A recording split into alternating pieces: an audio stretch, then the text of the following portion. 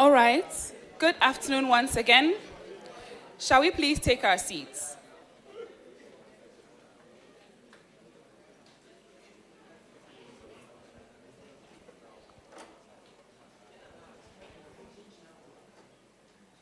Shall we please take our seats? Those of us at the back, thank you. So, welcome once again to the second Emergency Medicine Society of Ghana conference. Our theme is Strengthening Emergency.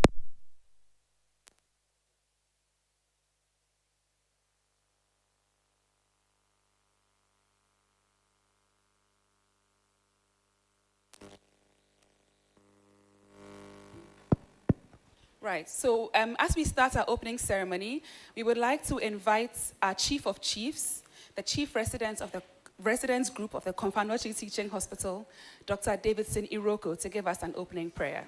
With a round of applause, please, our Chief of Chiefs.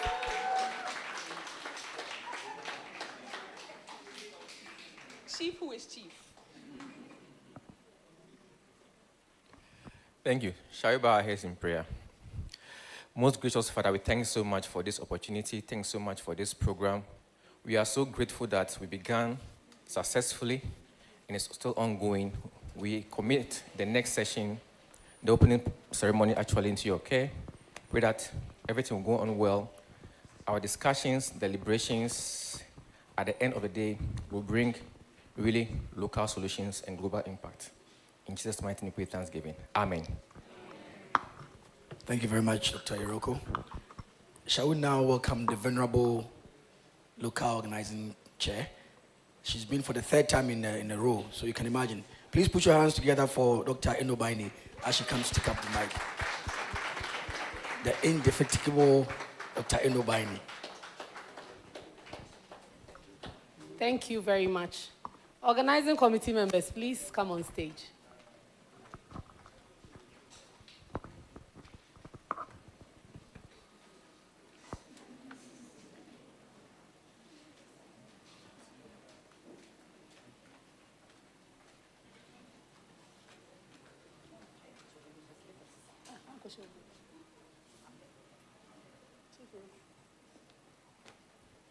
Good afternoon, ladies and gentlemen.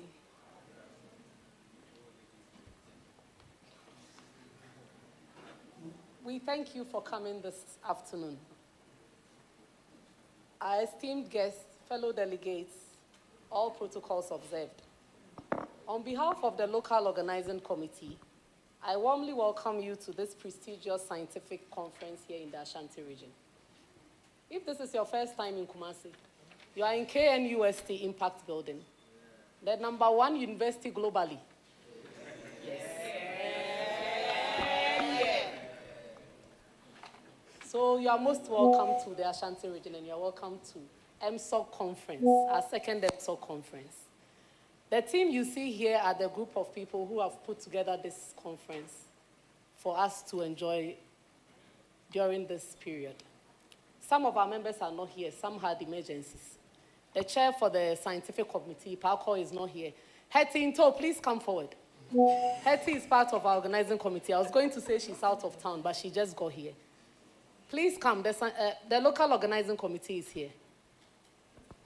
Our committee has worked tirelessly to create an engaging program, and we are excited for the insightful discussions, knowledge sharing that is supposed to take place over the next few days. Please feel free to participate, ask questions, network, and link up with all the people you meet here. Let's make the most opportunity of this second EMSOG conference. Thank you for coming.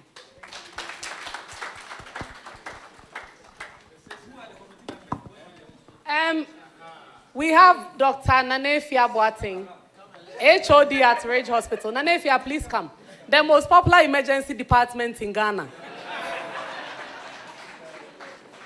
We have Dr. Irene Pra. She's now at Uracare. So if you have money and you want to seek emergency care, please call her. Where are the rest? Mrs. Hetty Into, our first emergency nurse specialist fellow in training.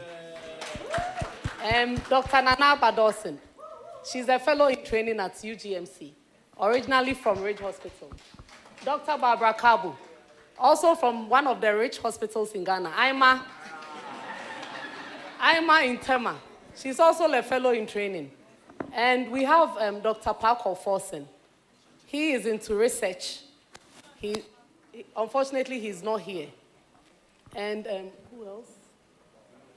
Archie is also on the scientific committee, and a few other members that I may have forgotten. Please forgive me. But Dr. Bonnie. Bonnie is in charge of media and publicity for the conference. Who else? I think I'm done. Thank you. Chief Iroko, the chief of chiefs. He's with the scientific committee. And Professor Kwekunyame, a member of the scientific committee as well. And we had pre-conference committee members. They worked tirelessly. They didn't charge any fee for all the work they did. Papambro, Dr. Iroko, Dr. Opuni, and Dr. Danso took charge of the POCOS for free. Dr. Smati Eboa, Dr. Nanaba, Dr. Niba, they did the BLS for free. And Dr. Kwame Ekremet did the ABG for free as well. We thank all of you for making this conference possible.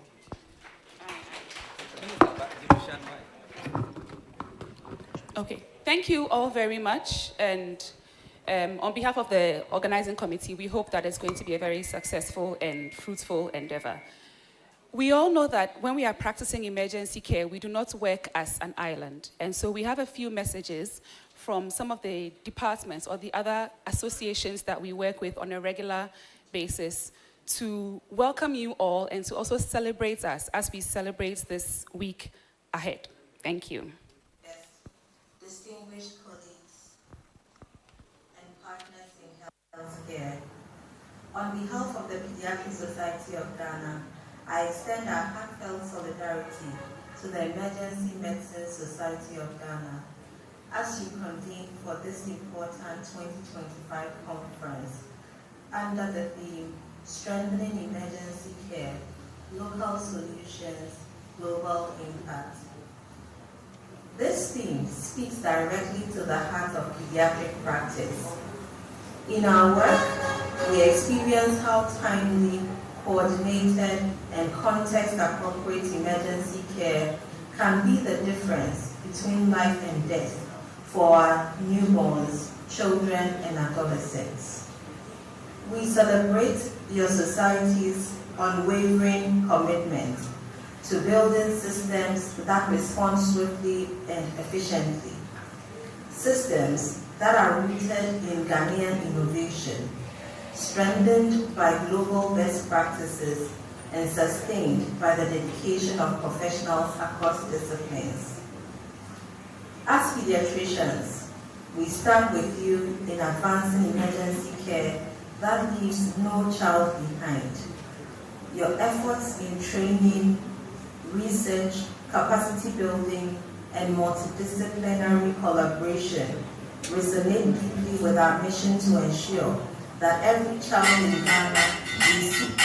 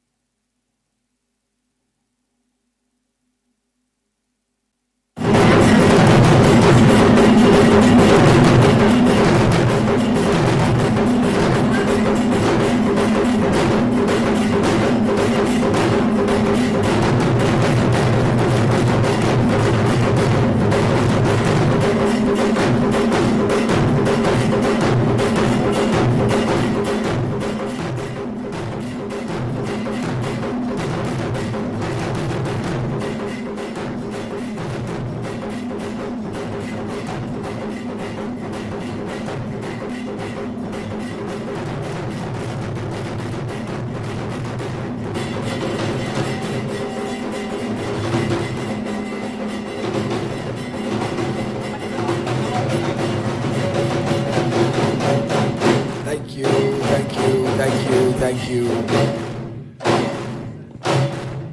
Thank you very much. Thank you very much. And once again, we are all very welcome to the second conference for the Emergency Medicine Society of Ghana. Our theme, we will continue stressing on it over and over again, strengthening emergency care, local solutions for a global impact. We have in our midst several dignitaries. We know that we are all very special and all very important, but we want to take the time to acknowledge certain dignitaries who are in our midst as we go on with the rest of the program. We start with our Honorable Deputy Minister of Health, Dr. Grace Ayensu Dankwa. She is the MP for the Esikado Ketan constituency and functions currently as the Deputy Minister of Health. Please, with a round of applause, let's welcome her. Prof, you're welcome. We also have the Chief Executive Officer of the Komfanochi Teaching Hospital, Dr. Kwesi Bedu. We also have in our midst the CEO of the National Ambulance Service, Dr. George Owusu. Director Institutional Care Division of the Ghana Health Service, Dr. Lawrence Oforibodu. We also have in our midst the Dean of the Medical School, Professor... The best medical school in the country, for your information. Entry Kusi. We have the Faculty Chair for the Emergency Medicine Division for the Ghana College of Physicians and Surgeons, Dr. Kweku Nyame. The President, the Acting President of the Emergency Medicine Society of Ghana, Dr. Daniel Osei Kwame. We have here also my very own boss, the President for the African Federation for Emergency Medicine, in the person of Dr. Joe Boni. And last but by no means the least, we have the Head of Department for the Komfanochi Teaching Hospital Accident and Emergency Directorate, Dr. Chris Opong. After we have all those people, we also have you, our wonderfully special invited guests. So please give yourselves a round of applause. Please, the applause for yourself should be louder than that. Yes, thank you very much. Yes, so we will continue listening to our solidarity messages from the other societies of Ghana. We are still on the message from the Pediatric Society of Ghana. We'll start at life, even in moments of crisis. Together, we can shape a resilient health system that anticipates emergencies, that responds with excellence, and that demonstrates to the world how locally known solutions can have far-reaching global impact. We wish you a successful conference and reaffirm our partnership in building a safer, healthier future for Ghana's children. On behalf of all our members, we say congratulations again and have a good program. Hello, distinguished colleagues and members of the Emergency Medicine Society of Ghana. On behalf of the Society of Family Physicians of Ghana, SOFPOC, I am honored to extend our full support and solidarity as we prepare for your AGSM 2025. Emergency medicine remains a vital pillar of our health system. Every day, your team serves as the first line of defense, saving lives, stabilizing critical conditions, and providing hope when it matters most. We understand deeply how strong emergency care strengthens our health system, right from the community level where family physicians practice, and also to the tertiary level, which has the heaviest burden. Our organization share a common mission to make sure that every Ghanaian, regardless of where they come from, has timely and safe and high quality care. As you gather for your AGSM 2025, I applaud your commitment to advancing emergency care practice, training, research, and advocacy. Your leadership continues to shape national discourse and inspire progress across our profession. SOPOC is proud to work alongside you, strengthening system and advancing clinical excellence. We wish EMSOG a highly innovative and productive AGSM. May it be a meeting of innovation, advocacy, and purpose. Aigoro.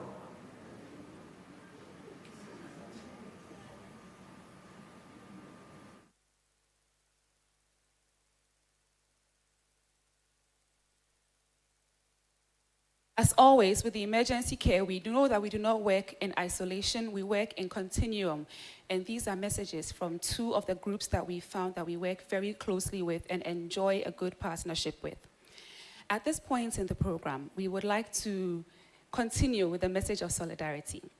As Emergency Medicine Society of Ghana, we do not function alone, but we function under a bigger umbrella.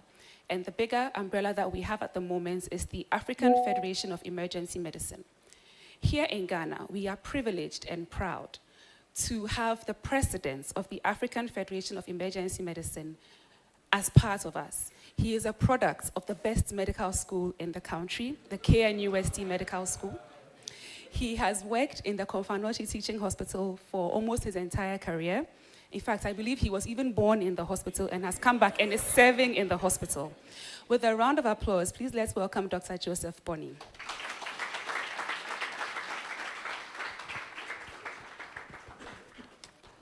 Thank you very much, and good morning or good afternoon once again to everyone. Honorable Deputy Minister, CEO of the National Ambulance Service, CEO of Konfanochi Teaching Hospital, Director Ghana Health Service, Dean of Best Medical School in Ghana, distinguished ladies and gentlemen, and all protocol observed. It is really a privilege to be able to stand in front of you today, not speaking just as an emergency physician, but also as the president of the African Federation for Emergency Medicine. I really speak with pride, gratitude, and renewed sense of urgency for this conference that we have been able to put together. Ghana has become a beacon of the progress of emergency care across Africa, being the second country on the continent to embrace emergency medicine fully, right on the heels of South Africa. Through an Emergency Medicine Society of Ghana, our training institutions, our hospitals, our national partners, and those of us right in this room, we have made significant gains in strengthening emergency medicine in the country. Ghana has trained and deployed some of the best emergency physicians around the world, emergency nurses, and pre-hospital professionals who are leading emergency care in Ghana, in Africa, and in most places in the world. And we are the beacon of medicine in the whole of West Africa. Ghana has contributed significantly also to the global sector of improving WHO care by helping to develop the basic emergency care course, basic critical care course, and under the big umbrella of the emergency critical and operative care initiative that has been launched by WHO with a long road of improving emergency care. AFEM-supported activities have been well established within the country. EMSOG was the first team to take up the mantle bravely to host a conference right after the COVID pandemic. And it was so successful, it has become the blueprint for which even other international conferences are looking at to progress. I think they deserve a round of applause.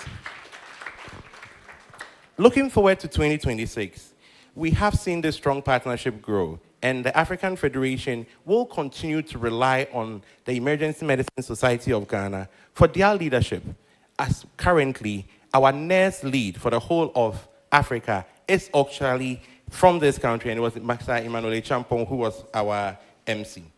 We will be going to Tanzania in 2026 for our African Conference for Emergency Medicine. You showed up in Botswana 2 years ago. I'm asking you to come, represent Ghana, come support your president in having a good conference then.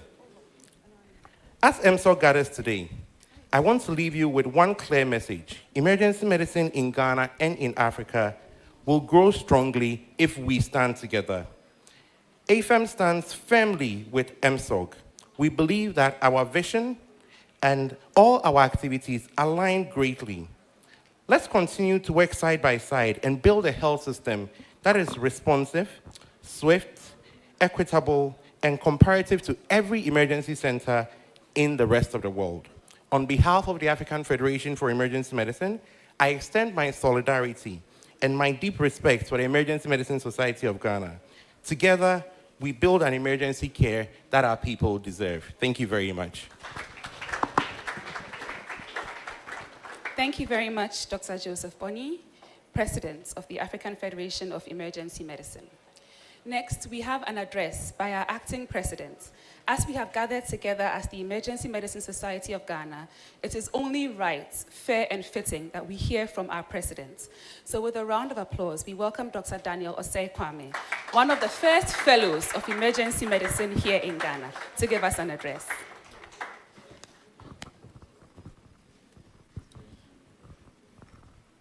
Good afternoon, everyone. Honorable Deputy Minister of Health, the Chief Executive of the National Ambulance Services, the Dean of the premier university in terms of academic excellence in Ghana, medical students here, colleagues, invited guests, friends from the media, all protocol observed. It is my profound honor and privilege to welcome you to the second General Scientific Meeting that is being proudly hosted by Emergency Medicine Society of Ghana. This conference this year seeks to build on the strong legacy of the past. The first AGSM conference that was held in 2019 marked a milestone for emergency medicine in Ghana and laid a foundation for growing continental dialogue on the future of emergency care, not only in Ghana, but also in the African sub-region. In 2022, EMSOG had the honor of hosting the African Conference on Emergency Medicine and further solidified our commitment to leadership in the region. Today, as we gather at NUST under the theme, Strengthening Emergency Care, Local Solutions, Global Impact, what we are saying is that we continue this journey and we want to bring together clinicians, educators, policymakers, and students from across Ghana to exchange knowledge and showcase innovations and build partnerships which will shape the future of emergency care in the country. The theme embodies the dual responsibility that rests on our shoulders. It reminds us that the solutions we create locally, the innovations in triage, the pre-hospital space, the emergency protocols that we build, and the trainings that we undertake can significantly have an impact beyond the borders of Ghana to be emulated by other countries in the sub-Saharan region as well as Africa and even the world at large. It emphasizes the global collaboration that shared learning and exposure to international best practices will accrue onto us. It is the combination of local ingenuity and global engagement that defines the EMSOG mission and that guides this conference. Let me take a moment to reflect on the journey so far. Emergency medicine, the practice of which started somewhere after the casualty at the stadium in 2001, where focus was placed on emergency care. Beyond that, we made much strides, and in 2009, emergency medicine practice was solidified with the inception of the Ghana College Confanoche Collaborative that yielded 7 pioneers starting emergency medicine practice at Confanoche Teaching Hospital. What started as a small but determined initiative has now grown into a very comprehensive national emergency care system, comprising pre-hospital care and pre-hospital providers, nurses, as well as other affiliates who ally with emergency medicine, as well as emergency medical care. Today, Ghana has 3 accredited residency training centers, and I dare to say 3.5. With Cape Coast being roped into the frame, I dare to say 3.5, and that is an achievement for Ghana. basically, Konfanochi Teaching Hospital, Kolebu Teaching Hospital, University of Ghana Medical Center, and as I said, the Cape Coast Teaching Hospital. There are other training facilities that offer training for other cadres of emergency practitioners. And these are Ho, Tamale, Cape Coast, Accra, as well as Kumasi. The emergency medicine residency in Ghana has so far trained 79 specialist emergency physicians, with more said to be in training. In fact, the number in training more than doubles the number that have come out. Currently, we have 150 residents in training, and that is also an achievement. We've been able to train over 584 emergency-trained nurses, and that is courtesy of KNUST as well. Beyond that, we have specialist nurses in emergency medicine, or emergency nursing, and I believe the numbers currently as it stands hovers around 20 or more of them. These are professionals that have come out as emergency trained nurse specialists. This is a testament to our vision, our commitment, and the resilience of healthcare professionals who have now been able to dedicate themselves to this specialty. Our emergency medical technicians and paramedics do admirably to hold a fort in pre-hospital care. Irrespective of the challenges they face, they hold their own, and they do their best to make sure that emergency care gets to us from the pre-hospital setting to the hospital and back to the various homes. The National Ambulance Service now boasts of presence in all 261 constituencies across the country, and that is an achievement. At the moment, I believe the number of EMTs currently practicing in Ghana is said to be over 3,400 EMTs, and we believe this figure may even be on the lower side of those who have been trained and who have also left the shores of the country. With at least 10 having attained the status of paramedic status, and the highest current possible in the country. I think for so many years, we were having only 2 paramedics, but currently we can boast of 10 of them. That is also an achievement that Ghana needs to boast in. EMSOG led the response in emergency care preparedness, especially during the COVID. We developed protocols for emergency departments. We helped train frontline staff in infection prevention as well as control. And we educated communities on early emergency recognition and management. These efforts went a long way to help save lives, reduce the mortality and the morbidity that was associated with the pandemic, and reinforce the importance of having a strong and a coordinated emergency care system. Our efforts extends actually beyond the hospitals. Most of the time, whenever we talk about EMSOG or emergency medicine practice, we try to situate it in the hospitals. Our efforts goes way beyond the confines of the hospitals. We've been able to collaborate with a number of institutions, be it private or corporate bodies, to educate the public on a number of life-saving interventions like basic life support, first aid measures, and management of even occupational injuries. We've been able to empower citizens to save lives before professional help arrives. As local sponsoring organization, EMSOG has spearheaded the introduction of basic emergency care program, which was developed in partnership with the WHO and the regional health directorates. Together, we came as a team, and we've been able to, at present, train over 430 healthcare professionals in various aspects of their practice to be able to provide basic emergency care. And this is something we proudly boast of, especially since it has a lot of financial constraints and challenges, yet Ghana has been able to achieve this number of trainees, and they are currently giving care to our various patients in their various places of work. From the 430 providers come a hoping number of 12 master trainers in Ghana alone.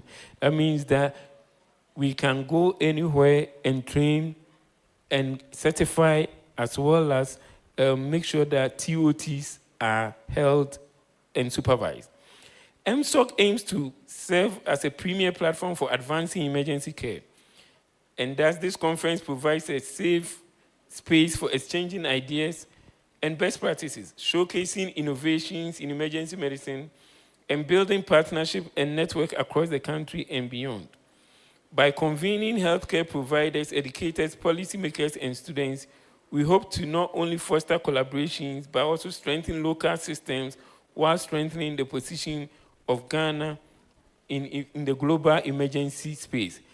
And this is why I'm happy to hear, especially in the plenary sessions in the morning, the alarming data that came out concerning not only the Galamsey, but also the penetration of emergency care, as well as the quality of emergency care that we are giving out to the population.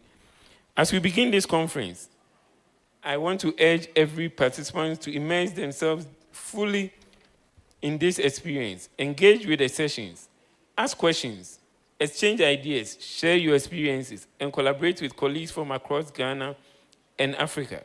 At the same time, make sure that you take this opportunity to enjoy the conference, the interactions, the learning, and the shared camaraderie that makes gatherings like this both productive as well as memorable.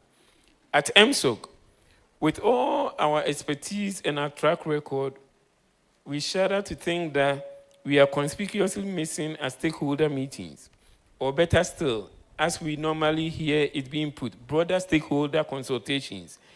We are advocating and asking that our voice should also be heard at the table. And when the agenda is called, EMSOG should also be called onto the table. Ladies and gentlemen, emergency medicine is more than a specialty. It is a calling. To most of us, we know the practice of emergency medicine, it is a calling. It requires dedication, compassion, innovation, and understanding that every action we take can make the difference between life and death. EMSOG 2025, that is a celebration of this calling, a celebration of the progress we have made, the knowledge we continue to build, and the partnership that will shape the future of emergency care across Ghana, Africa, and beyond.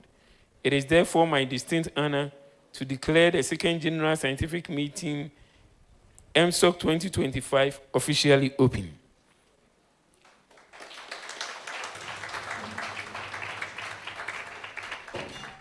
I wish us all a productive, enlightening, and enjoyable conference, and may the discussions and collaborations here inspire innovations that will continue to strengthen emergency care through local solutions for a global impact for generations to come. Thank you.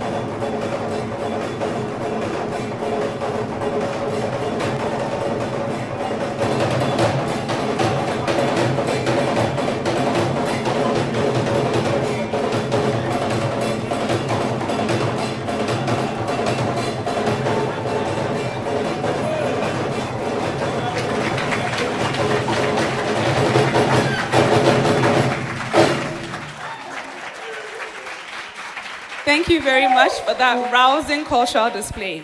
And just before they came, we had a speech by our acting EMSOG president, Dr. Daniel Osei Kwame, who is enjoying a very bountiful year as both a past student of the best medical school.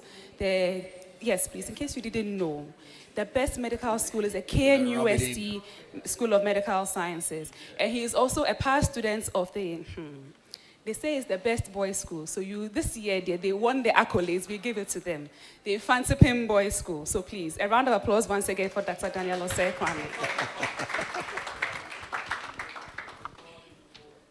So next, we have our keynote address. Honorable Deputy Minister, you missed a few of the plenary sessions earlier, but we have one keynote address that is going to be more than insightful, more than action-packed, more than knowledge-packed, by our very own Dean, Professor Akwesi Entrikusi, who is an associate professor in the Department of Anesthesiology and Intensive Care at the Kwame Nkrumah University of Science and Technology. He is a true son of the land and has received all his formal education within the Ashanti region and has served again within the region as a medical professional at all levels, except a brief stint when he went to the Kolebu Teaching Hospital. He's a clinically active anesthesiologist, intensivist, and pain management specialist at the Komfanoche Teaching Hospital, providing perioperative care with particular focus on improving patients' outcomes after surgery and critical illness. His clinical and research area of interest is in perioperative care and pain management, with emphasis on interventional nerve blocks. He is passionate also about obstetric anesthesia and labor pain management, for which we are very, very grateful. Through his interest and research in pain management, he has been able to completely change the practice of post-operative pain management at the Komfanoche Teaching Hospital and other districts and regional hospitals across Ghana. Under his direction and tutelage, Ghana became the first country and Komfanoche the first hospital in sub-Saharan Africa to use ultrasound-guided nerve blocks for anesthesia for upper limb surgeries and analgesia for other surgeries. This has led to the adoption of the Komfanoche Teaching Hospital as a center of training in ultrasound-guided nerve blocks for Africa by the World Federation of Societies of Anesthesiologists. Professor Entrikusi has been the program coordinator for this program since its establishment in 2014, something that definitely deserves a round of applause. Beyond this, he has served as a leader and manager in the space of healthcare in several capacities, including, but definitely not limited to, the head of directorate for the Accident and Emergency Komfanoche Teaching, acting medical director and acting CEO of the Komfanoche Teaching Hospital. With another round of applause, please let's welcome Professor Entrikusi, the current dean of the best medical school in Ghana.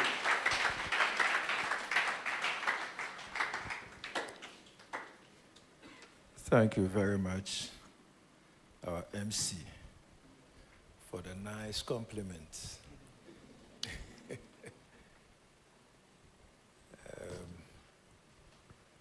Honorable Deputy Minister, Prof, you are acknowledged.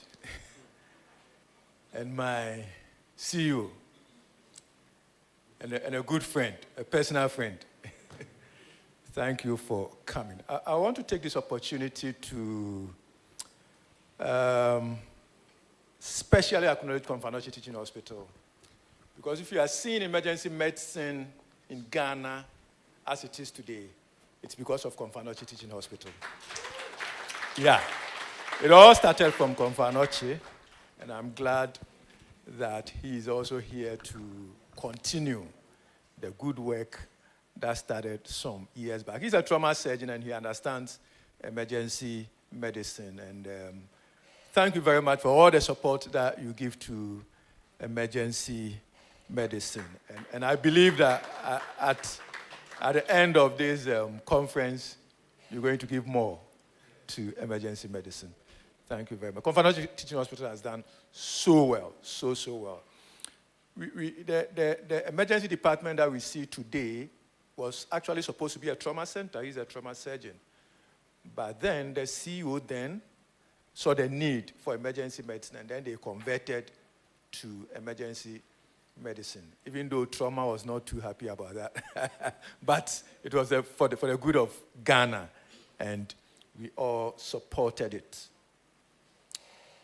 I'm glad that EMSOG has chosen this theme for this year's conference, Strengthening Emergency Care in Ghana, Local Solutions, Global Impact. MC, how many minutes do I have? You see, for emergency medicine, every second counts, so I want to make sure that I stay within time. All right. Or it's free range, I can go on and on and on. Anyway, good. Strengthening emergency care in Ghana, local solutions, global impact. So the outline of my presentation is going to be this: why strengthen emergency care?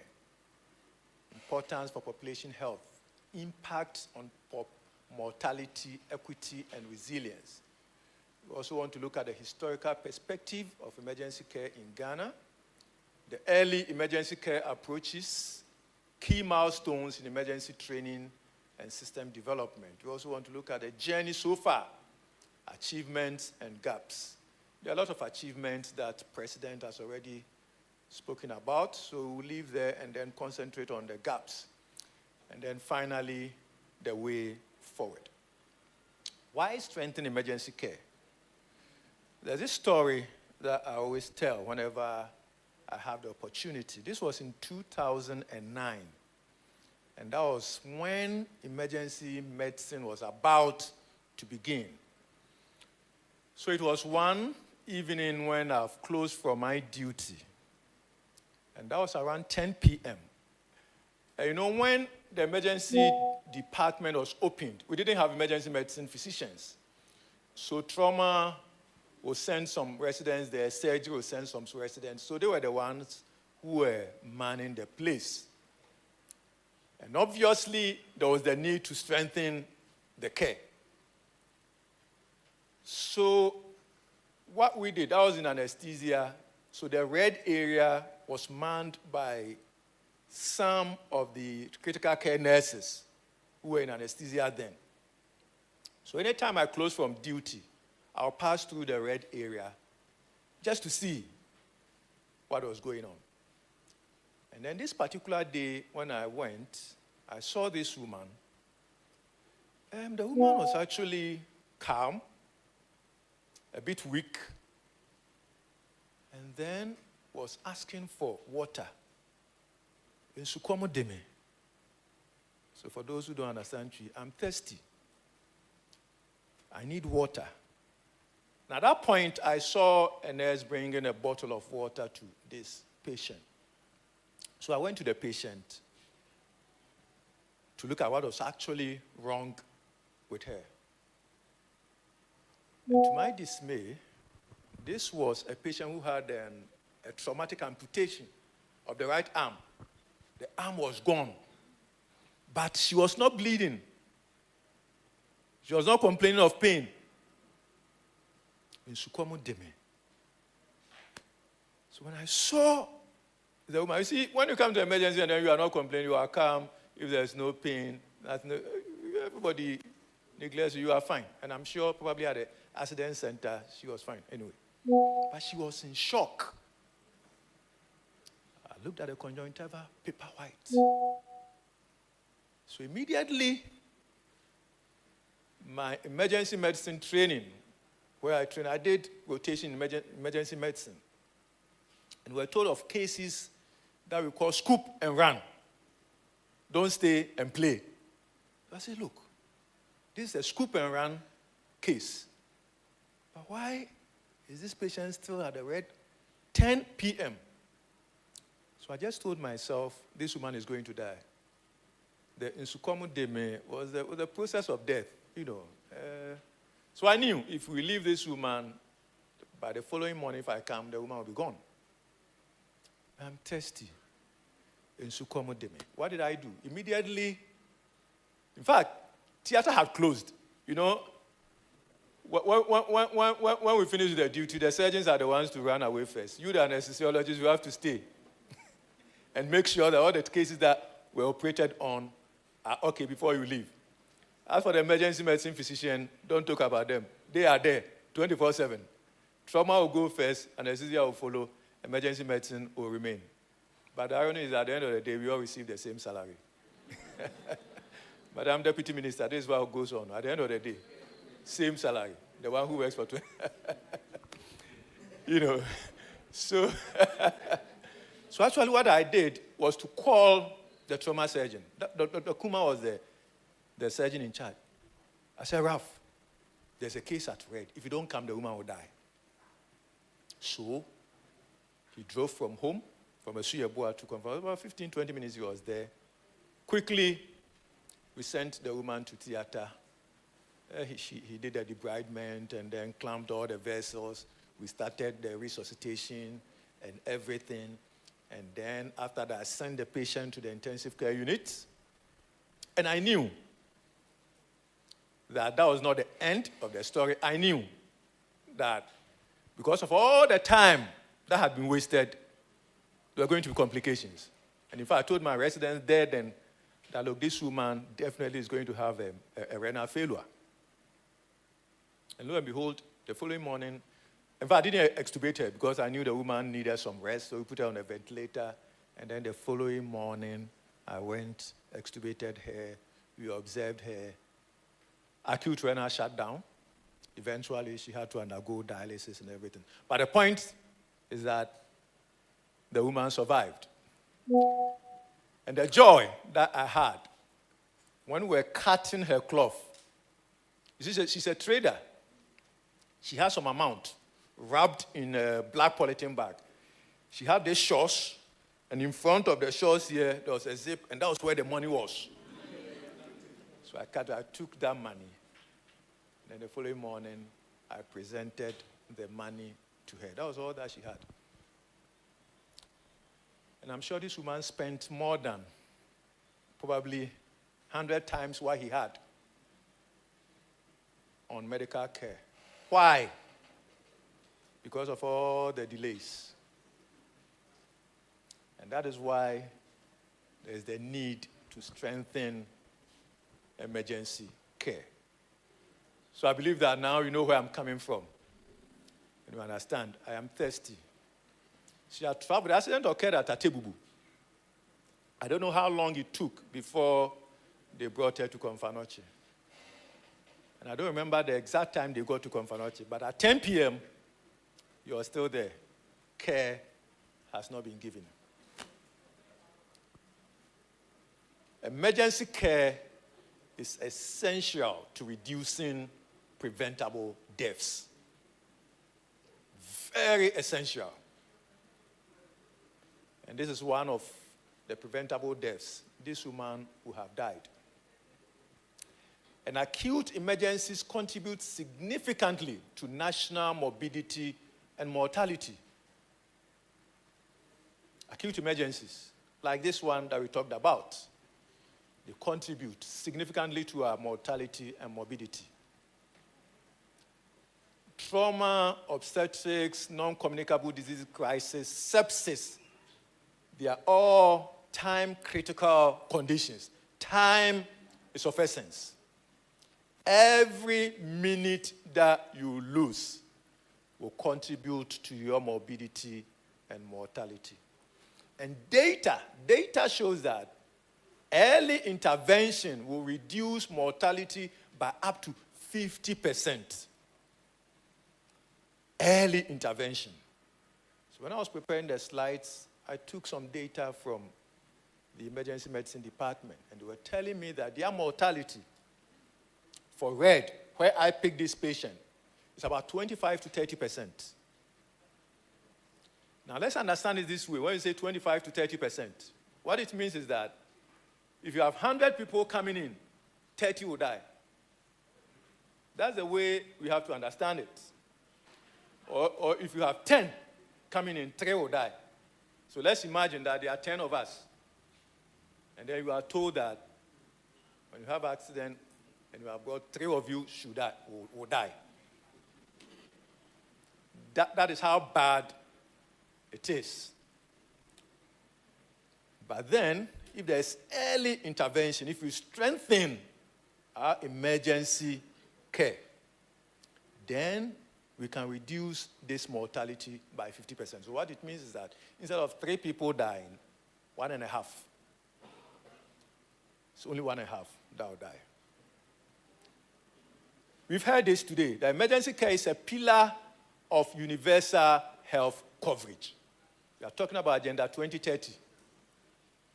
If we ignore emergency care, then we are sure that we will not get there. A strong emergency system strengthens national public health security and resilience. And the economic benefits.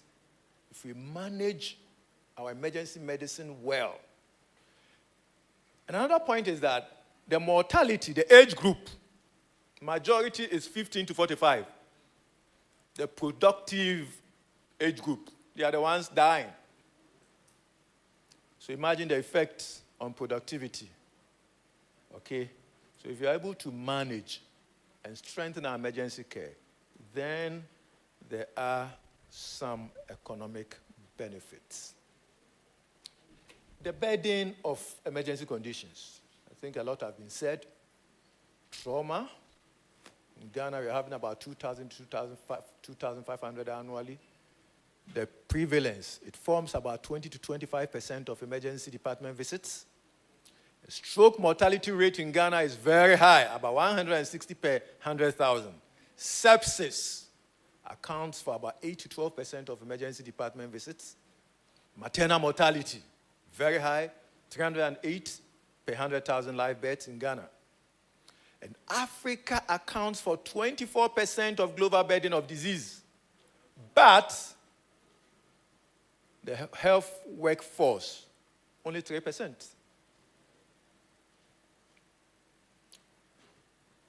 In Ghana, I'm told that emergency medicine nurses, we have about 584 out of the 30 million population. So if you compute, then we are having about 0.006 emergency nurses per 100,000 population. And that is not good enough. Emergency conditions account for half of the global burden disease. That's the WHO estimate.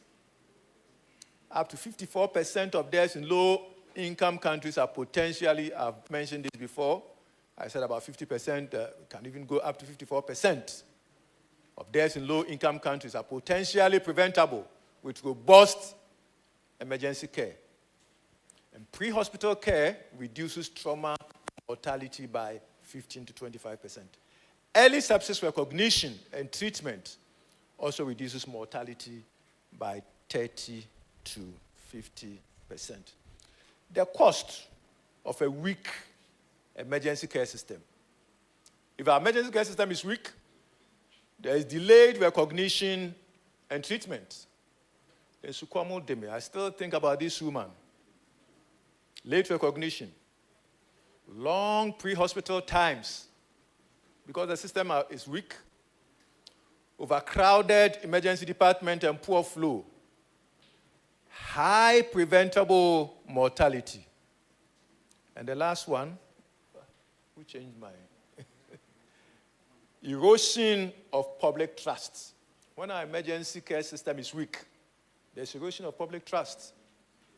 Like somebody said, the popular emergency department is in rage. Where people come, hey, I've stayed here for too long. Why are you not seeing me and all that?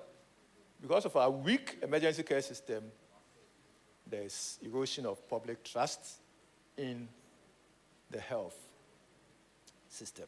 The vision. Our vision is to have a Ghana where every emergency receives timely, coordinated, life-saving care. Integration of pre-hospital plus emergency units and critical care is very key in achieving this vision. We've talked about data. We need data-driven, quality-focused, and people-centered emergency system.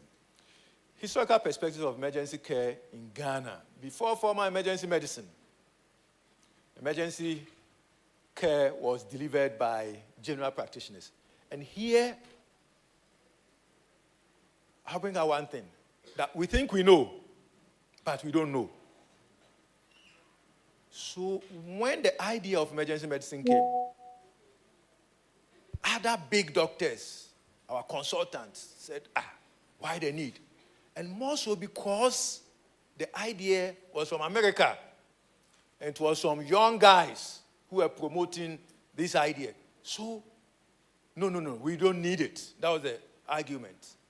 And somebody had to actually say that, look, there's something that we are not doing right. So let's listen to these guys and give them the chance to show us what they have. So I remember the person who actually had the idea, Dr. Nziansari, had just left the scene. A new CEO had come. It wasn't his idea. And that was when all the big professors came and said, we don't need emergency medicine. Also, I remember those days. We don't need it. We've been doing it. And it's been working. And then I remembered one thing. I was a medical officer then. There was a nurse who came to work. He came to work at Konfanoche. He was a theater nurse. She assisted Professor Donko for an operation. And then, when she had closed and was going home, had an asthma attack. Because of our weak emergency system, then they had to move her to consulting room 5 at Poly to be managed. So I was in theater when they called me. I quickly rushed there. When I got there, the woman who had come to hospital, who had come to work in the hospital, had a cardiac arrest from asthmatic attack. So I presented this to my big professors and asked them, is that the emergency medicine that we want? That I can come to work as a health personnel, have an attack, and die within the hospital? I think something must change.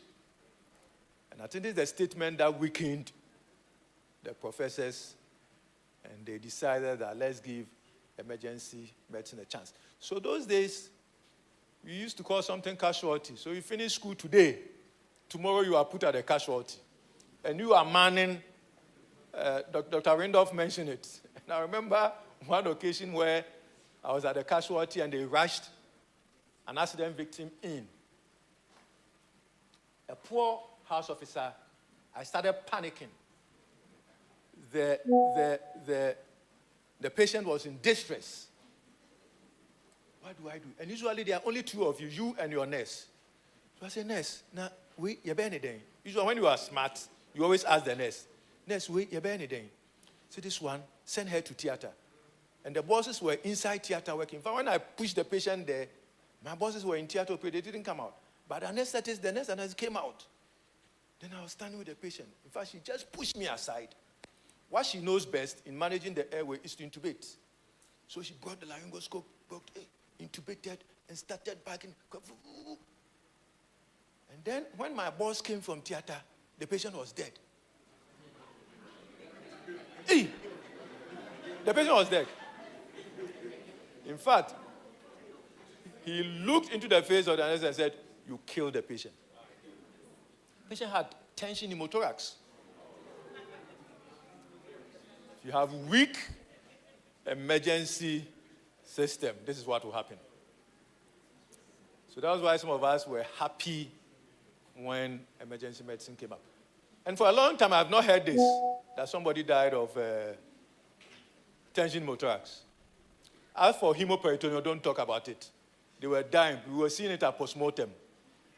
They will just go and do postmortem and it's hemoperitoneum. Now, we don't see it again. So, this is what was happening before emergency medicine. There are a lot of foundation milestones, the establishment of the National Ambulance Service and all that. I think a lot has been said about this, so let me just leave it. The growth of the National Ambulance Service, so much has been said about it. I'll leave that with all the success stories, and then the journey so far, achievements and the gaps. I want us to Now, emphasis on the gaps. But it's important to say that we've trained a lot of the emergency physicians, emergency nurses, the emergency medical technicians. There are improved emergency department structures in major facilities, the regional dispatch centers, and all that. I think Dr. Osei Kwame has mentioned all this, so I wouldn't want to. The standardized triage system, simulation, and the in-service training, and all that. He has talked about them. But there are still some gaps. Some gaps that, if you don't bridge them, you can't fall through the gaps. I can also fall through the gaps. We still have uneven distribution of emergency physicians and emergency nurses and critical care nurses. Yes, so President said that we have trained 79 emergency physicians. Where are they? Where are they? About 55 of them are in Accra and Kumasi. What about the other 14 regions? If you look at best practice, we need about 600 emergency physicians nationwide. Now we have 55. We have 79. What about the rest? If you are churning out 10 emergency physicians every year, if you are churning out 10 every year, now the shortfall is about 500. It means that it's going to take us about how many years? 50 years. You see, even though we've done a lot, we still have a lot to do. We can't wait for 50 years to get a full complement of the emergency medicine physicians that we need.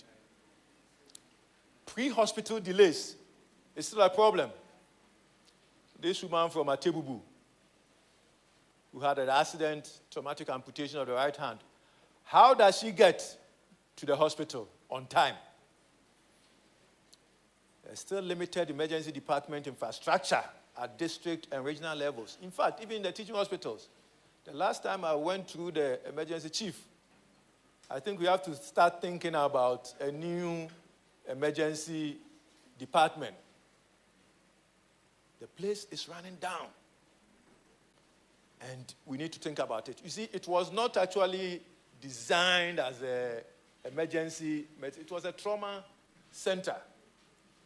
So we need to start thinking about a structure that is more functional, that is robust, that can run efficiently.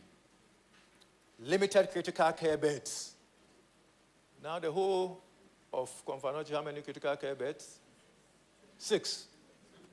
So there will be always overcrowding and boarding as we see at our emergency department. So these are gaps that are still persistent. Patient pathway where lives are lost. So again, back to our lady who was complaining of tests. Community where the accident occurred. This is where the delays, some of the delays occur. The decision to seek care. Who takes that decision when you have the accident? So there are some delays there. And then the decision to arrive at a place where the care will be given. There are delays to reach there. And then even when you have gotten to, another delay, just like I saw at the red. And all these delays lead to increased mortality and morbidity.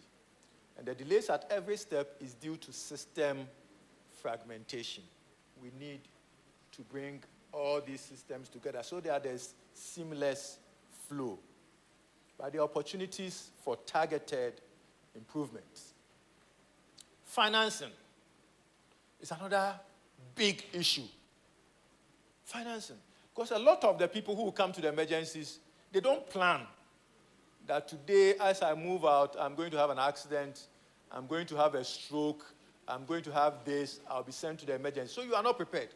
But you get there, you need an x-ray, you have to pay. You need medication, you have to pay. So this is a big issue that the emergency physician cannot help. I don't have the imaging. What do I do? Weak interfacility referral pathways.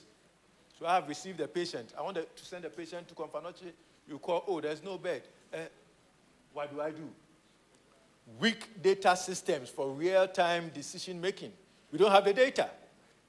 The head of department, he sits there. He doesn't know what is happening at Sunyani, what is happening there, what is happening at the ambulance service. No data. Gaps in governance and policy enforcement. I think we have discussed this today. So these are some of the gaps that still persist. What is the way forward?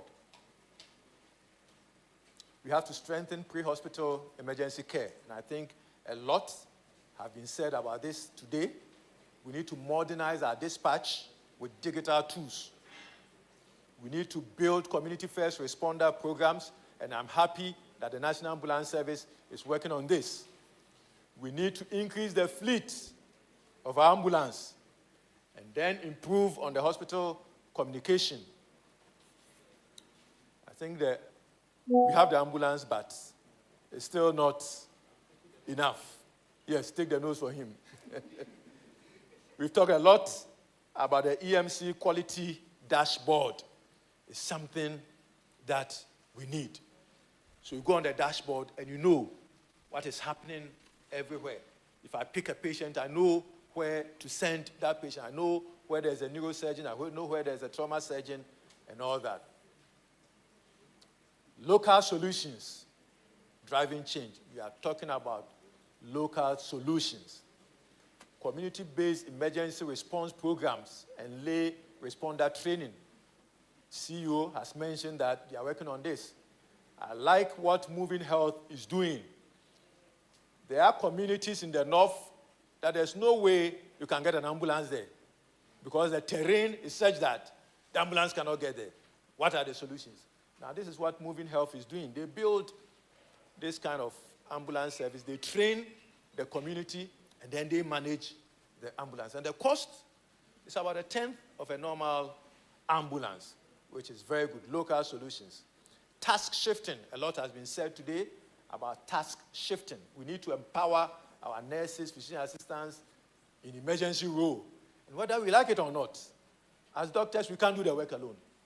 You can't. We need to shift tasks. So places where we don't have emergency physicians and we have nurses, let's train them. Just like anesthesia did. When we didn't have the doctors, we trained the nurses to give the anesthesia. So we need to shift tasks. Telemedicine and mobile health platforms, we need to use that. And then we need to integrate emergency care into primary health care systems. And a lot has been said about this today. Education and workforce development. Advocacy for emergency medicine curriculum in our medical schools. And I must say this is something that we are working on.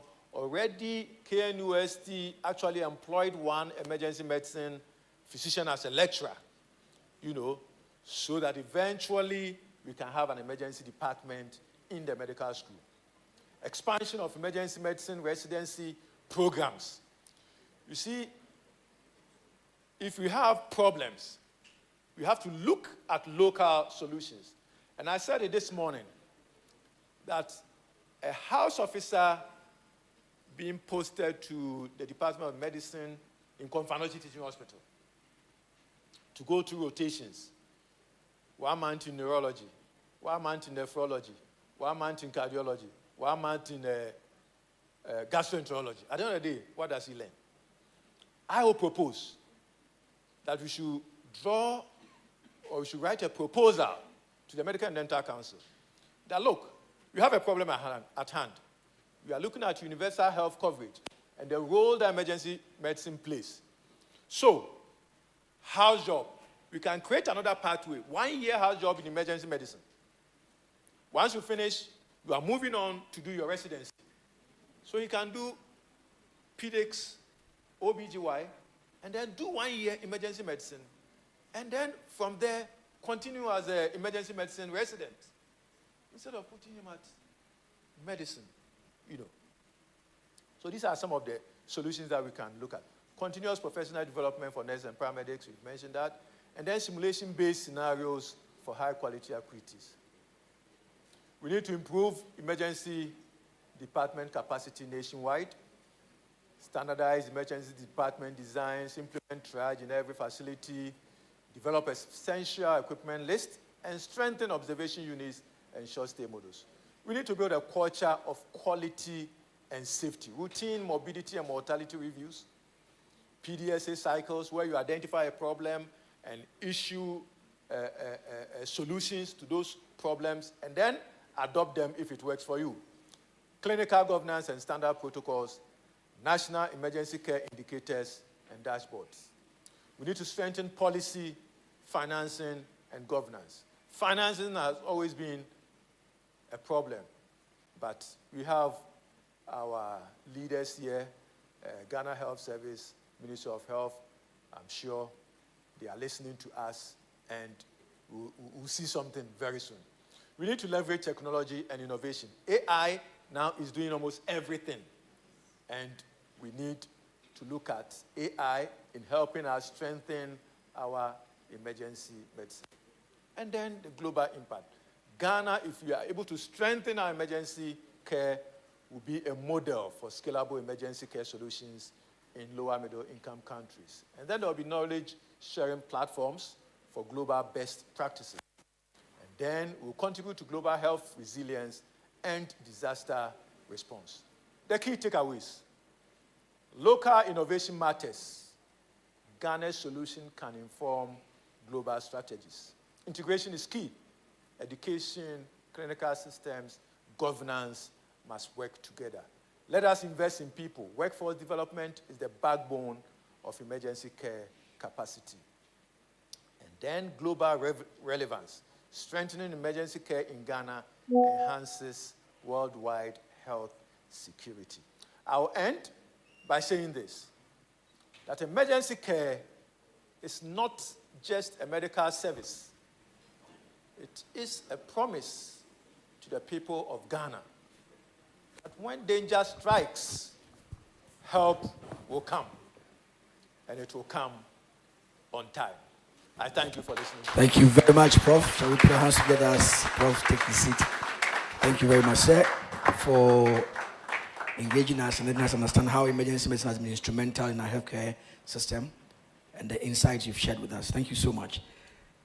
Our guest speaker is a surgeon, academic, and a politician, currently the Deputy Minister of Health and Member of Parliament for Esikado Keten constituency. She's a U.S. double board certified general and burn reconstructive surgeon. She has taught global surgery for over 15 years at the University of Utah and lectures at the University of Cape Coast. She is the founder of the Healing Hands organization, an NGO that takes care of the needy. She's a fellow of the American College of Surgeons and the College of Physicians and Surgeons, Ghana. As a member of Parliament, also a member of the Parliamentary Committee on Gender, Children and Social Protection, she is a passionate advocate for women's and children's health. Shall we please put our hands together for the Deputy Minister for Health in the person of Professor Dr. Grace Ayensu Dankwa.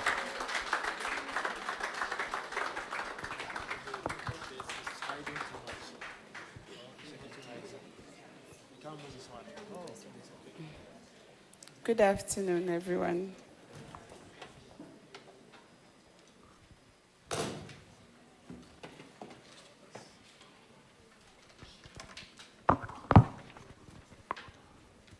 Good afternoon, everyone, and good afternoon to all the dignitaries here. I have a really nice speech. I was going to read my beautiful speech, but unfortunately, my flight is at 4, so I think I'll put the speech aside and speak extempo. So anyway, to tell you a little bit about myself. So I finished sixth form in Ghana. I went to America. So I did my first degree. American medicine is not a first degree, it's a second degree. So I did my first degree, 4 years of biochemistry. Then I went to medical school for 4 years.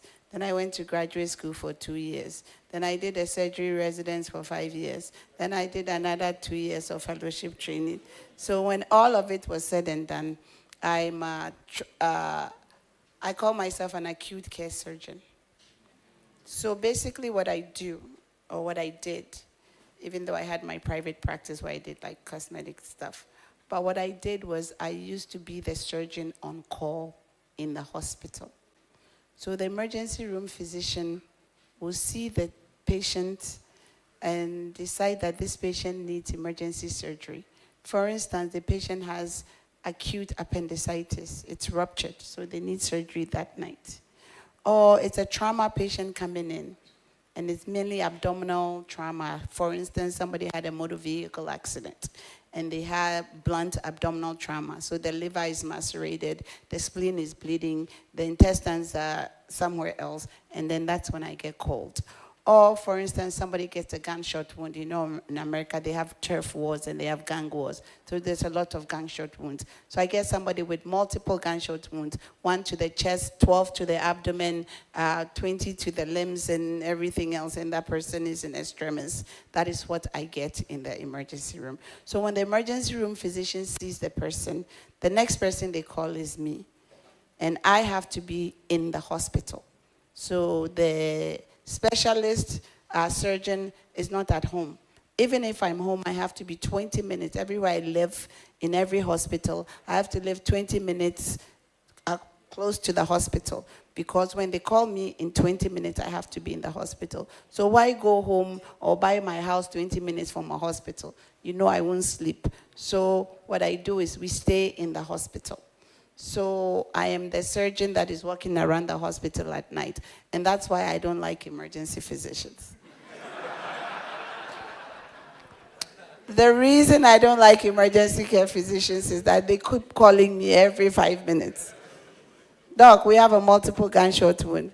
Prof, we have a burn patient. Prof, somebody had a trauma, accident. So they keep calling me. My pager is like on me, so I'm not sleeping, and they keep calling me.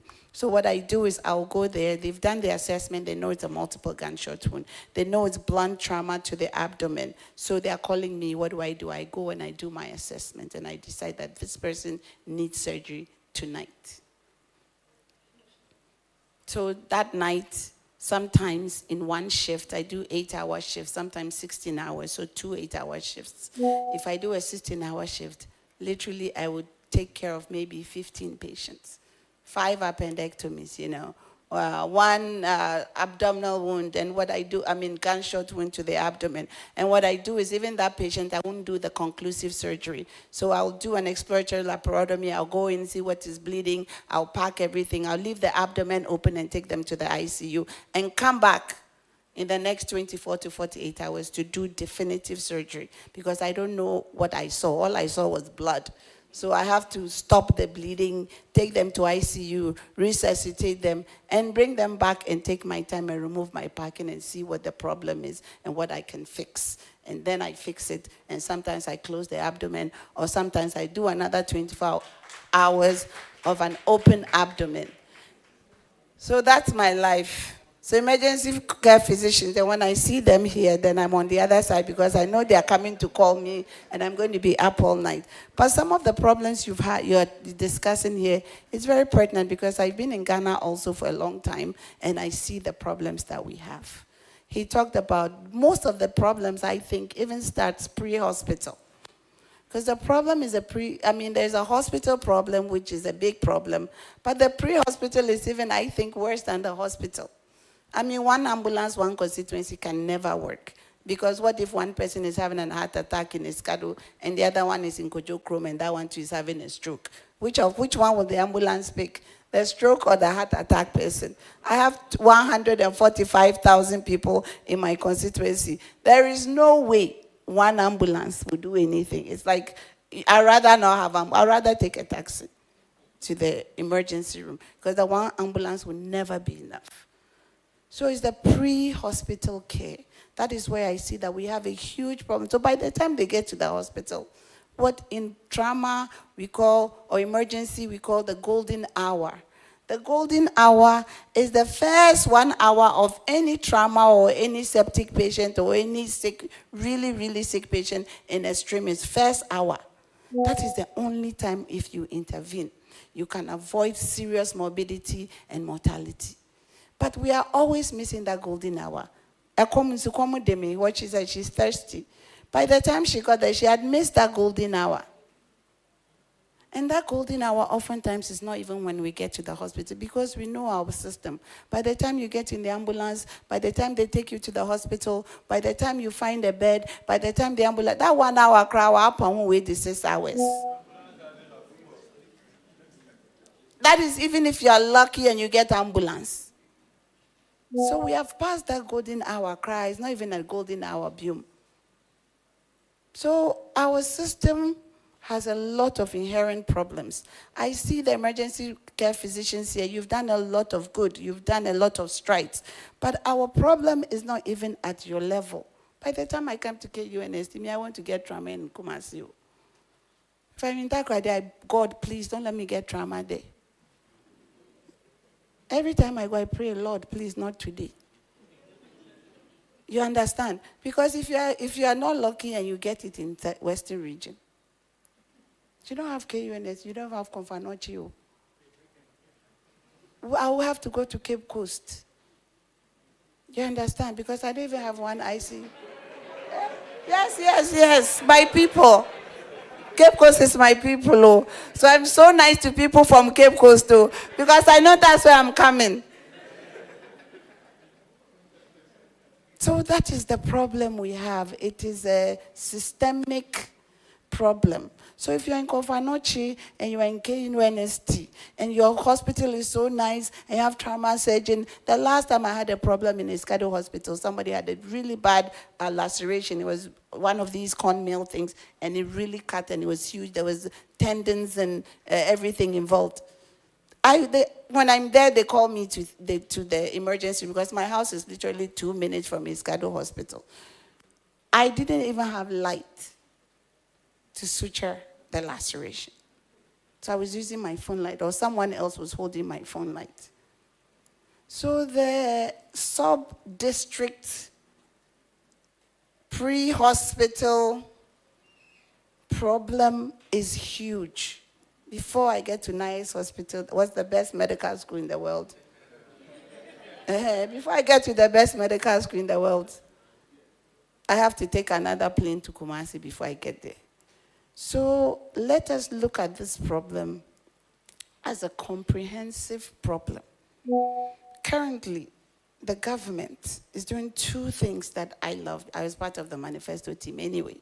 So free primary health care, meaning that we can catch them at the lower level, at the community level, at the CHIPS compound, when they're having their hypertension, they're having the diabetes. Maybe we can even give them cheaper medicine, free medicine, before the diabetes becomes a complication where they've amputated their legs. We can catch the high blood pressure. How much is hypertension medicine? We can give it to them there before it ends up giving them kidney failure. We have NHIS in the middle. Even though it's not enough for everybody, it is still doing a good job. But there are people who have cancer, non-communicable diseases, complications, and at that level, the insurance runs out. So you see them on TV, they are soliciting, give me money. I need money for kidney transplant. I need money for dialysis. So that is why we came up with Mahama Cares. What is Mahama Cares? We've put a little bit of money aside. It's not everything, but at least it will support those people at that level. Mahama Cares is not only giving them money, it's also trying to buy the equipment to fill some small gaps for people with non-communicable diseases and also cancers. The whole country, perhaps we have only one, what's that thing? Radiotherapy center. I don't know how many, maybe 1 or 2 maximum. And they're all in Accra and Kumasi. You guys, you know that. So if you want to be sick in Accra or be sick in Kumasi. They're all in Accra and Kumasi. So we need to find places where you can go for radiation therapy, because when you have breast cancer, the surgery, the mastectomy, the chemotherapy, and the radiation is not 3 different procedures. It's one procedure to get you to cure. And hopefully the free primary health care would have picked you up from the community so that you don't get to where you even need our Mahama cares. But the one arm that I keep thinking that we haven't added to this whole thing is your emergency care. Because I see that morbidity and mortality is happening in the emergency rooms. Pre-hospital, when the ambulance picks you, what intervention cry are we doing inside the ambulance? Because me in America, by the time my patient gets to me, they have done intervention. Oh. The CPR is happening in the ambulance. Oh. The medicines are given to them in the ambulance. They don't wait to bring them to my trauma bay before they can do intervention. Intervention is happening live before they bring it. But here I see that it's some sort of a transportation device. But it is not necessarily a transportation. The ambulance can do a lot. That 1 hour, it is the ambulance personnel. It is the paramedics that are seeing that first hour. Because by the time you stay in traffic 1 hour, 1 hour pound. So it is that 1 hour, that golden hour. So paramedics, please, this conversation we are having, I think most of it sits on your head.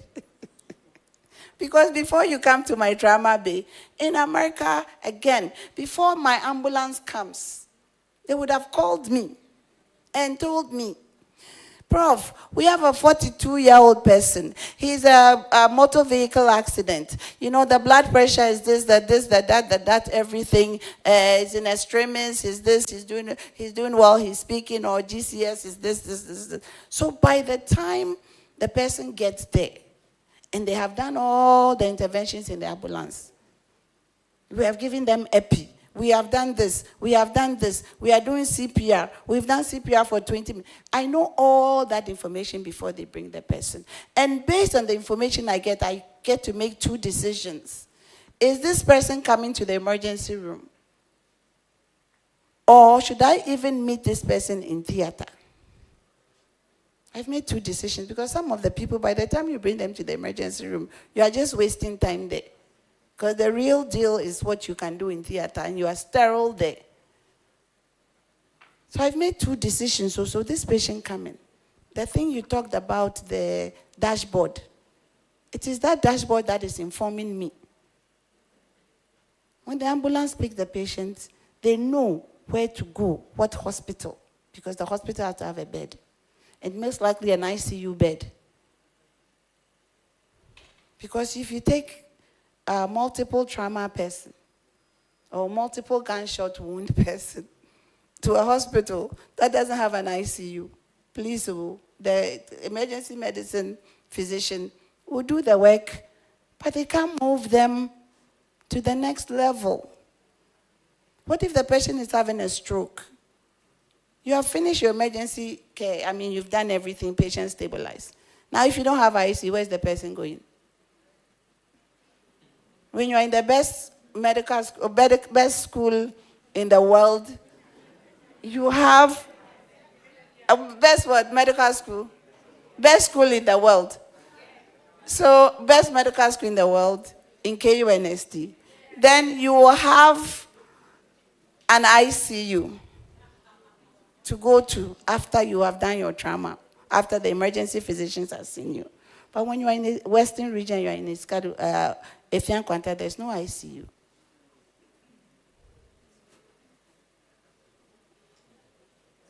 So, please, your people came to me in ministry. I've talked plenty already. After this meeting, I want us to have the national data. What is the data? What is happening in the emergency room? What are our morbidity and mortalities in the emergency room? Is it the 30% from the hospital, one hospital, or the whole nation? What are we looking at? Paramedics, we need to know, what is it? Because I've told you 4 things. Mahama cares. National health insurance is in the middle that takes care of everything. We've also talked about free primary health care. Now the 4th arm of this whole entirety of everything is the trauma emergency care.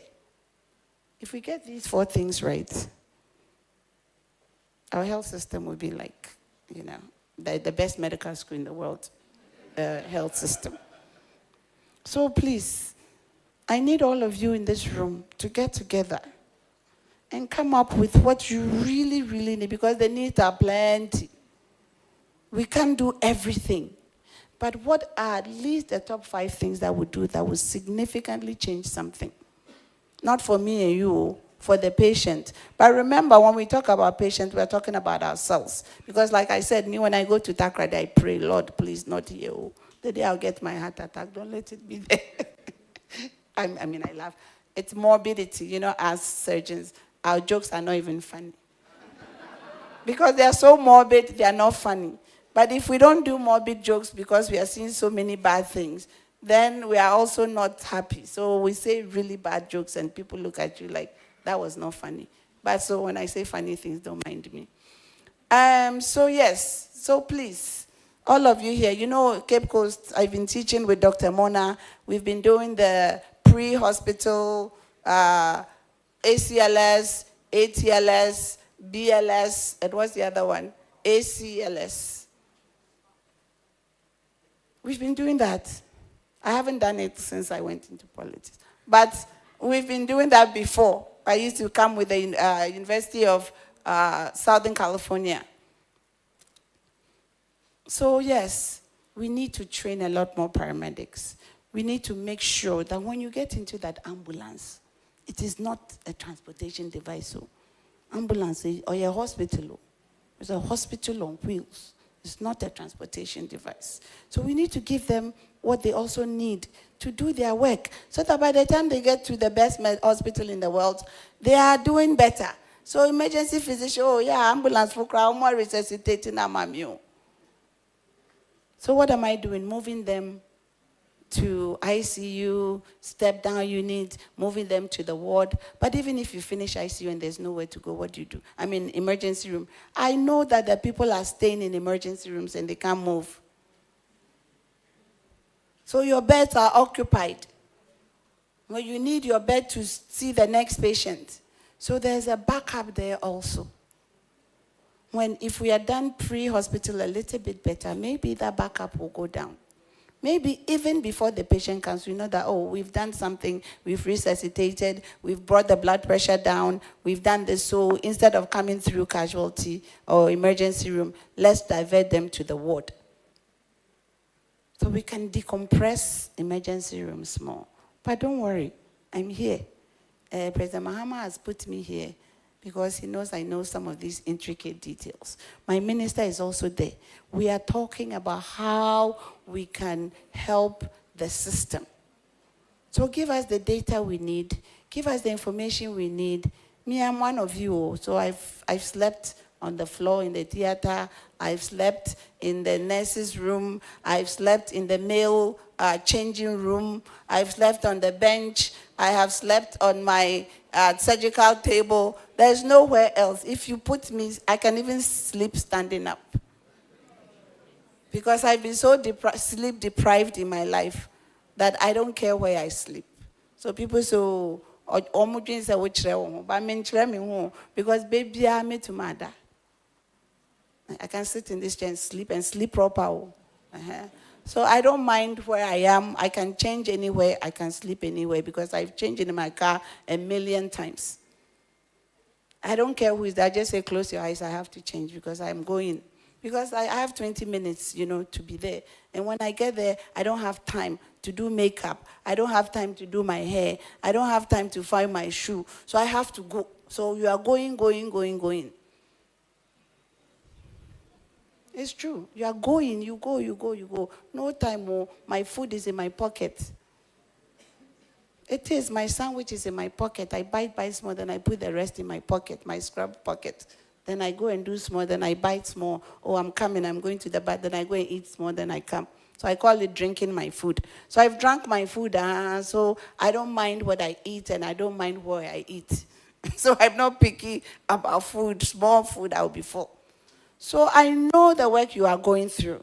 I know what you are going through. But we need from the policy point from the ministry to give you the resources that you need. I am telling you, for me as a Ghanaian and as an adult, the best person who cares about Ghana health system that I know is President John Dramani Mahama. Because he came to us in the manifesto committee, and I'm not doing politics, I swear to God. No, I am not. I am saying this as a physician and as somebody who cares. I'm not saying this as politics. My politics is not like extreme. So I'm not saying this as politics. I'm saying this as somebody who truly cares that we need to fix our health system. So we are finding money for the health system. But I don't want that money to go to the old place that it went, that big hole. I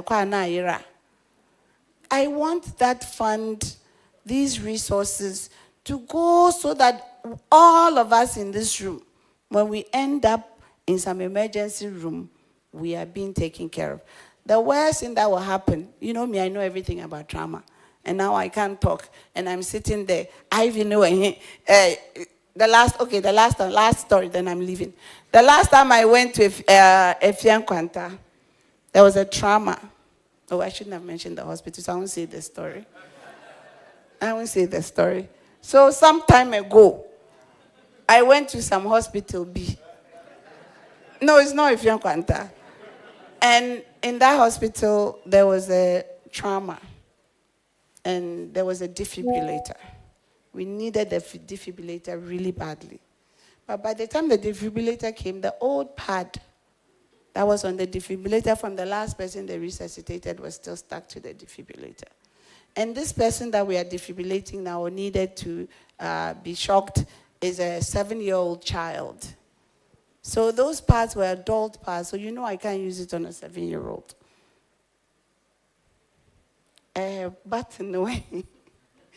And I said, no, oh, sir, okay, maybe. You understand? So it's everything. So please, that is why I had to come to this meeting for this story. Because I want all of you in this room, now all the stakeholders are here, and the best school in the world is here. So if you are the best school and you have all the important paramedics, you have all the important doctors, you have the international emergency room boss, you have the ambulance boss, you have the person I don't see is the blood boss, but all of them should be here.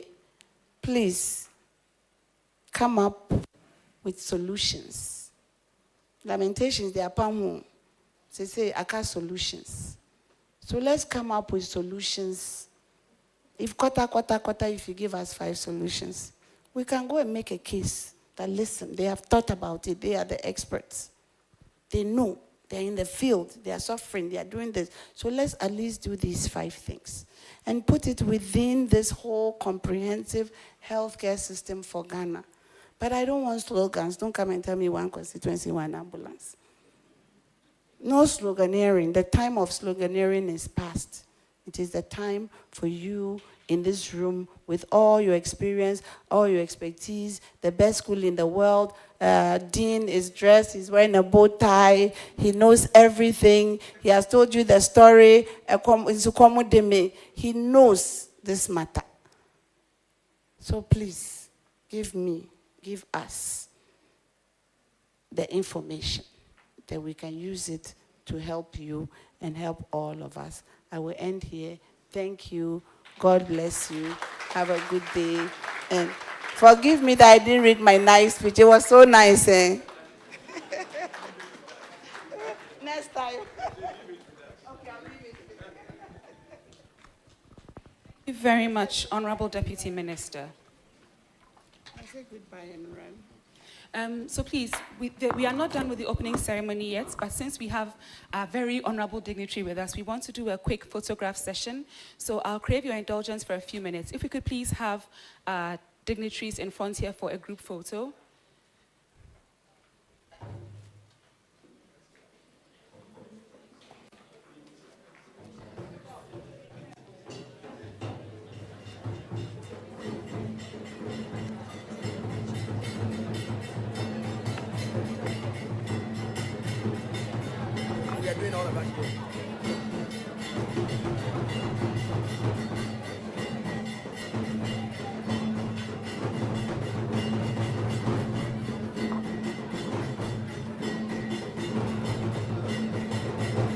So please, can we all join? Can we please all come up front for a conference photo?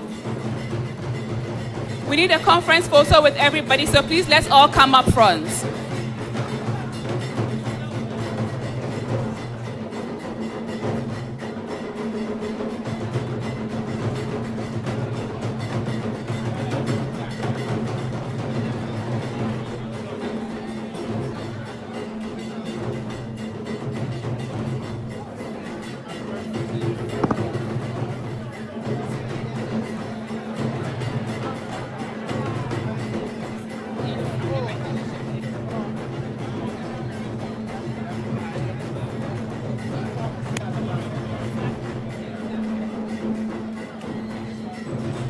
I just raised my hand. That's what I called it.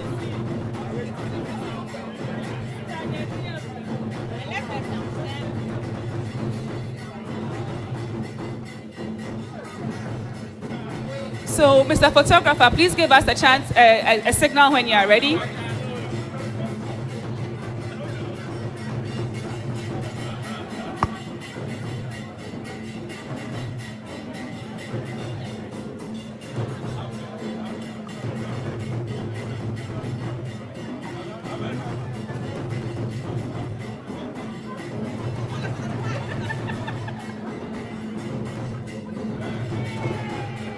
So in 3, 2, 1.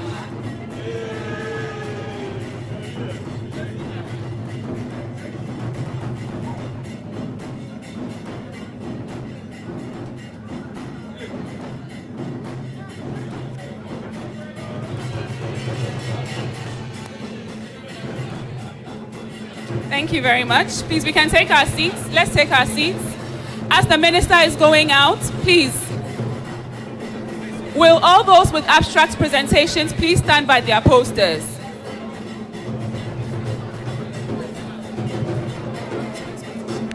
With all those with abstract presentations, please stand by your posters.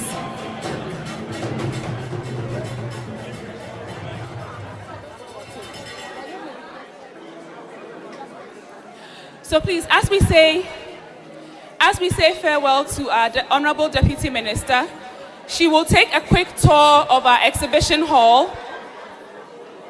May I have your attention, please? May I have your attention, please? So this conference, as I'm sure you can understand, is a massive undertaking and cannot be done without the help and support of certain sponsors and exhibitors. So as the Deputy Minister is leaving,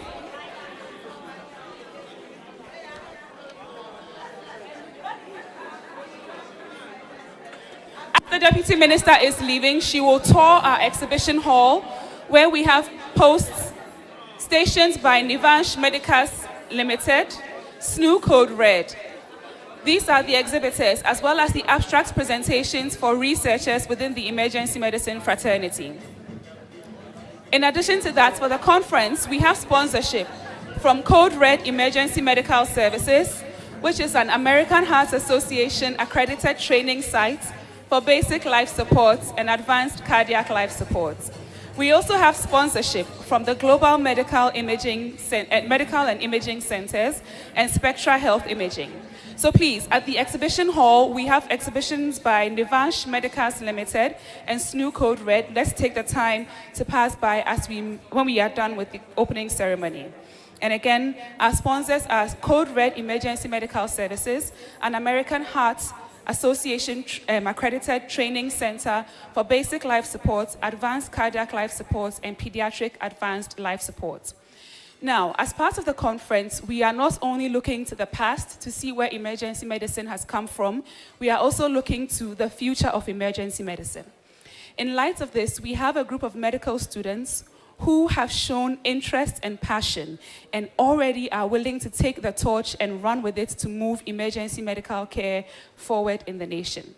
With a round of applause, please let's welcome the Emergency Medicine Interest Group as they come and launch their presentation or launch themselves for the way forward.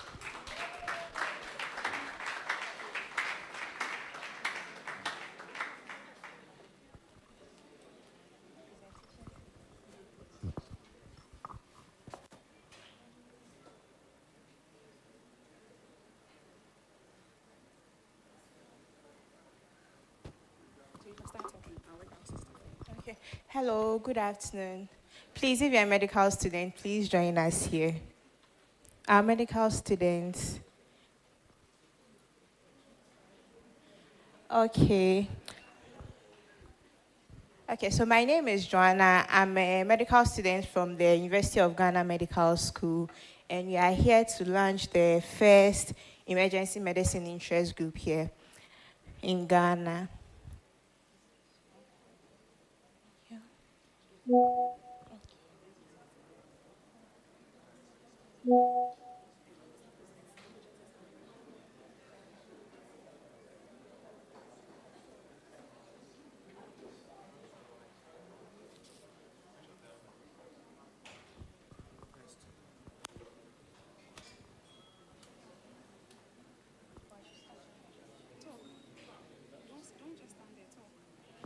So I had the idea of starting this interest group because I got interested in emergency medicine last year around October.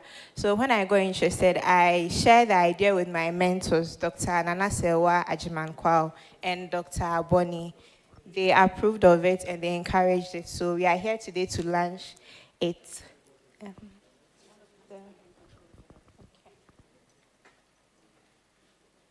So why this interest group? We have thousands of medical students across Ghana, and there's a limited structured exposure to emergency medicine at the undergraduate level. During our surgical rotations, we do trauma and orthopedics, but we don't do a specific rotation for EM. So students like me who are interested in emergency medicine currently have no clear, dedicated platform to explore the field. Around last year, October, when I got interested, I started watching YouTube videos, doing my own research, and then I needed help to know more about the specialty. So I was very intentional about it. I looked for EM specialists in Ghana. I spoke to them, got close to them so that they could mentor me. I had to join foreign interest groups because I didn't find one in Ghana. I joined EMSOG, but then I realized there was no platform for us students to explore.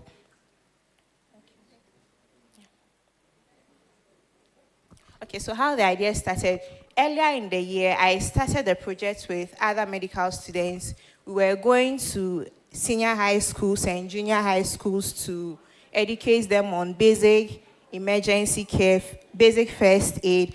Some of us were certified in BLS training, so we were teaching them how to do CPR, how to help someone who has drowned, someone who has been electrocuted. So some of my colleagues were asking me, why are you making noise about emergency medicine? What's it all about? And I didn't blame them because me, myself, I didn't know that emergency medicine was a specialty on its own. I knew about surgery, ONG, internal medicine, but I didn't know emergency medicine was a specialty on its own.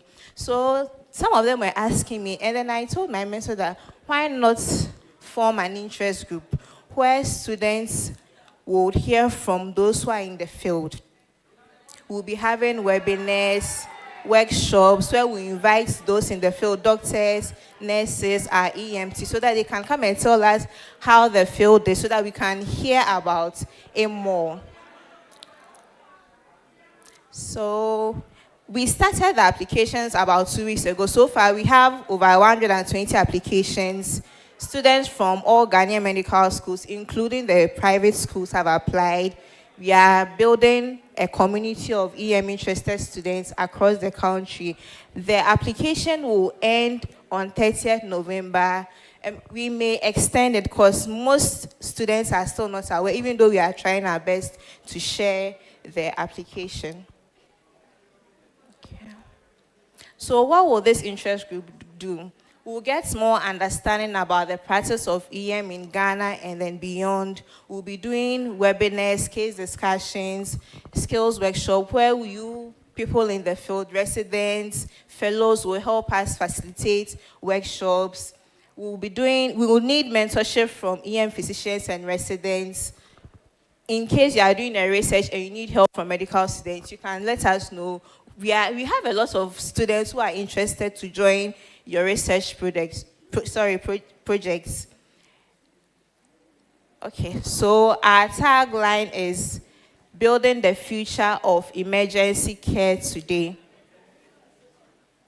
Okay, so if you're a medical student here, we've pasted a flyer at the exhibition area. There's a QR code, just scan. The application form would come and then you apply. And then we also have an Instagram page. If it's not limited to medical students, so please follow us. And then you find us on LinkedIn too.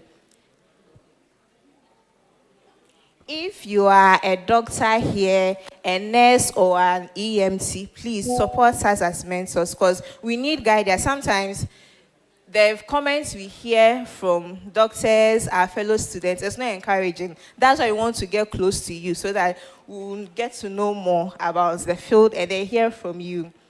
Join our webinars as speakers, facilitate our workshops, and then guide us in this career field. So with this, we'll be officially launching our emergency medicine interest group here in Ghana.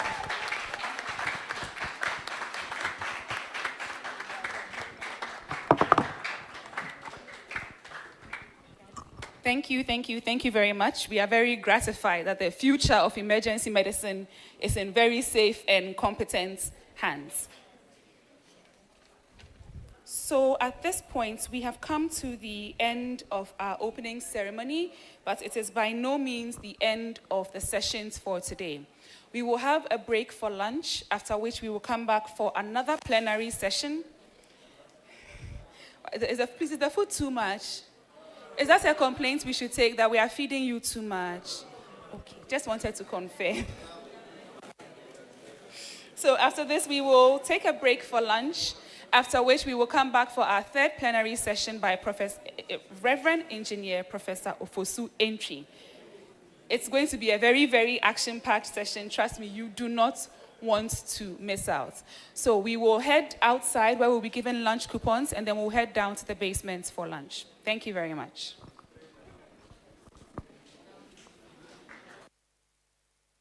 A small lawyer, sorry, don't quote me anywhere, will ask you, Prof. This year, have you done your GMA or the Ghana Dental Council certificate? Prof will say, yes, my lord. That one, take one box.